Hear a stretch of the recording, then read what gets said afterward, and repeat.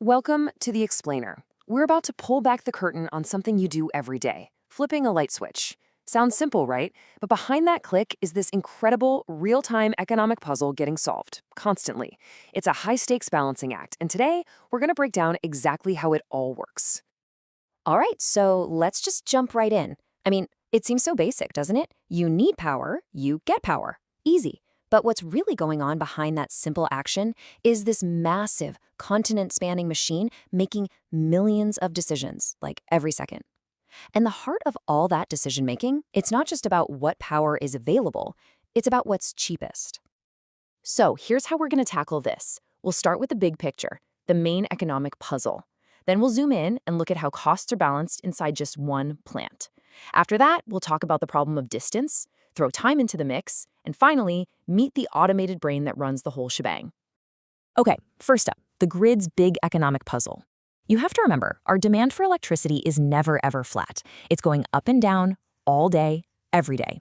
And the grid operator's job, it's to meet that fluctuating demand perfectly, second by second, and, this is the key part, do it at the absolute lowest possible cost.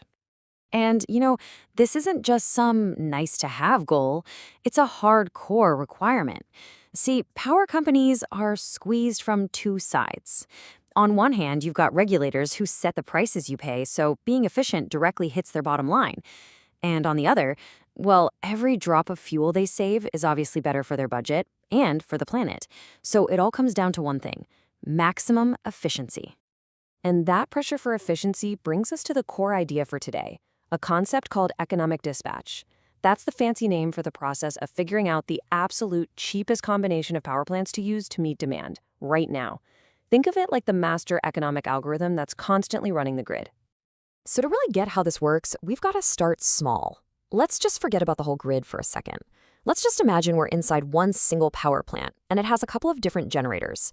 The big question is, how do you decide how much power each one should be making to keep your costs as low as possible? So picture this. Our plant has two generators. Let's call generator A Old Faithful. You know the type. It's reliable, it always runs, but it's a bit of a gas guzzler. It's just not that efficient. Then you have generator B, the new and efficient one. It's modern, sleek, super efficient. So if you need to produce, say, 500 megawatts total, how do you split that job between these two to spend the least amount of money on fuel? It's not as obvious as you might think. Well, the secret to solving this puzzle is this one crucial metric called incremental cost. This is the tool that lets you compare these two completely different generators, apples to apples. Now, this is super important. It's not the average cost. It's the specific, exact cost of producing just one more megawatt hour of electricity. What is that next little bit of power cost to make? And once you have that number, the logic is actually kind of beautiful in its simplicity. Here's what you do. You look at the incremental cost for both generators right now. Is one higher than the other? Okay, then you just dial back the power on the more expensive one a tiny bit, and you shift that load over to the cheaper one. Boom, you just saved money. And you just keep doing that, shifting a little bit at a time until there's no more money left to save. And that's the big takeaway. The most economical way to run things, the absolute cheapest way, is when all your generators are running at the exact same incremental cost. That's the sweet spot. That's the magic point, where the cost of making that next bit of power is identical everywhere. Any other combination, literally any other way you slice it, is going to cost you more money. All right, so that all makes perfect sense when your generators are right next to each other in the same building. But that's not the real world, is it? In reality, power plants are scattered all over the place, separated by hundreds, sometimes thousands of miles. So now we're going to zoom out from our little plant to the whole grid, and that's where we run into a brand new problem: distance. And that problem is all about a basic law of physics called transmission loss. The best way to think about it is like a leaky hose. You put water in one end, but a little bit leaks out along the way. Power lines do the same thing with electricity. They leak energy, mostly as heat, as power travels down them. So the farther it has to go, the more you lose. You might make 1 megawatt at the plant, but only, say, 0.95 megawatts actually shows up where it's needed. And this just throws a massive wrench in our simple cost equation. Suddenly, a plant that's super cheap at the source might actually be the more expensive option. Why? Because if it's way out in the middle of nowhere, you lose so much power just getting it to the city that it would have been cheaper to use a slightly less efficient plant that's right on the city's doorstep. So, how do you solve for this? Well, engineers came up with a clever trick. They don't just use the raw incremental cost anymore. They adjust it with something called a penalty factor. You can think of it like a golf handicap. Every plant gets a penalty score based on its location and how leaky the lines are that connect it to the cities. The farther away a plant is, the higher its penalty factor. Okay, let's look at how this plays out. Take a look at this. Plant B looks like the winner at first, right? Only $28 per megawatt hour, but it's way out there, so it gets a high penalty factor, 1.2. You multiply those together, and its real adjusted cost is $33.60. Now look at plant A. Yeah, it's a little more expensive at the source, $30. But it's super close by, so its penalty factor is tiny, just 1.05. Its final cost? $31.50. Suddenly, the choice is obvious. The grid picks plant A, the more expensive one, because it's actually cheaper to deliver. Okay, so we've got cost, we've got distance. Now let's add the fourth dimension, time. See, everything we've talked about so far, economic dispatch, is about how to best use the generators that are already running. But demand isn't flat, right? It changes dramatically over a 24-hour cycle. So that brings up a whole new layer of planning. Which generators should you even bother to turn on in the first place? And this is where a different, more strategic problem comes in. It's called unit commitment. You can think of it as the planning game that happens before the real-time game.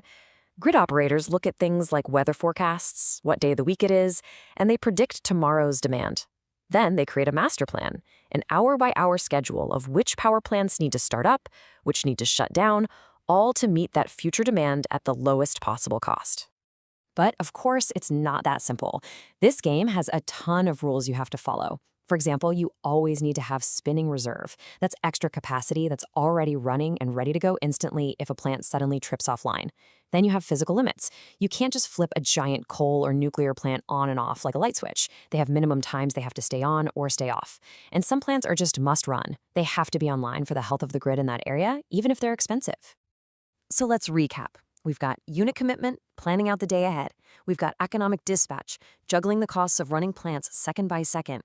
We've got all these crazy rules and constraints. So who or what is doing all this? Who's running this unbelievably complex, continuous calculation? The answer is the grid's automated brain. It's a super sophisticated computer system called Automatic Generation Control, or AGC for short. This is it. This is the invisible conductor of this massive continent-wide orchestra, sitting in some control room and making all these tiny adjustments in real time, all the time. So what's this AGC actually doing? Well, a few crucial things. First, it's relentlessly watching the grid's frequency, that perfect 60 hertz hum, making sure that the amount of power being generated exactly matches the amount we're using. It also handles all the pre-planned power trades with neighboring grids, but its most important job is sending a constant stream of signals out to all the power plants, telling each one to ramp up a little or ramp down a little, all based on that economic dispatch plan we talked about. It's the system that ties everything together. And that's why all of this matters to you. This whole invisible, incredibly complex dance is happening 24/7 for two very simple reasons. One, to make sure the grid is so reliable that when you flip that switch, the lights always come on. And two, to do it at the absolute lowest cost possible. That saves fuel, and it has a very real, direct impact on the number you see on your electricity bill every month. But here's the thing. This entire brilliant system was built for a world of predictable, controllable power plants, the kind you can turn up or down on command. So that leaves us with one last massive question for the future. As we bring more and more wind and solar power onto the grid, sources that we can't control, that depend on the weather, how do the rules of this whole economic game have to change? How does this invisible brain learn to play by a completely new set of rules? That is the next great challenge.